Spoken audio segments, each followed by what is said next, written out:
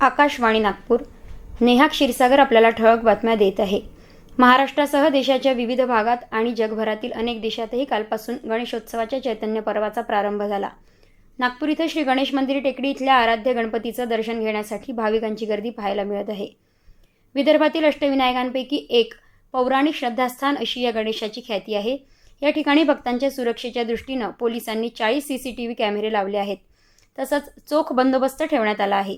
नागपूरचा मानाचा गणपती अशी ओळख असलेल्या नागपूरचा राजा या गणपती स्थापनेचे हे 29वे वर्ष असून दर्शन करण्याकरिता भाविकांची गर्दी पाहायला मिळत आहे. परराष्ट्र व्यवहार मंत्री डॉक्टर एस जयशंकर पहिल्या भारत आखात सहकार्य परिषदेच्या अर्थात GCCच्या परराष्ट्र मंत्र्यांच्या बैठकीला उपस्थित राहण्यासाठी सौदी अरेबियाच्या रियाधला भेट देणार आहेत. या 2 दिवसांच्या दौऱ्यात ते GCCच्या सदस्य देशांच्या परराष्ट्र मंत्र्यांसमवेत द्विपक्षीय बैठका घेण्याची शक्यता आहे. आखाती देशांमध्ये जवळपास 89 लाख एवढ्या मोठ्या संख्येनं भारतीय समुदाय स्थलांतरित झाला असल्यानं GCC हा भारताचा प्रमुख व्यापारी भागीदार आहे. त्यामुळे भारत आणि आखाती देश यांच्यात विविध क्षेत्रांमध्ये असलेल्या सहकार्याचा आढावा घेण्यासाठी आणि ते अधिक बळकट करण्यासाठी GCCची परिषद ही चांगली संधी असेल. पॅरिसमधील पॅरालिम्पिक क्रीडा स्पर्धेचा आज समारोप होत आहे. या स्पर्धेत भारतानं काल आणखी 2 पदकं मिळवली.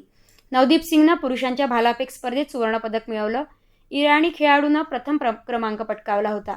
मात्र अयोग्य वर्तनासाठी त्याला अपात्र ठरवण्यात आल्यानं नवदीपला सुवर्णपदकाचा मान मिळाला. धावपटू सिमरन शर्मानं महिलांच्या 200 मीटर ट्रॅक स्पर्धेत कांस्यपदक जिंकलं.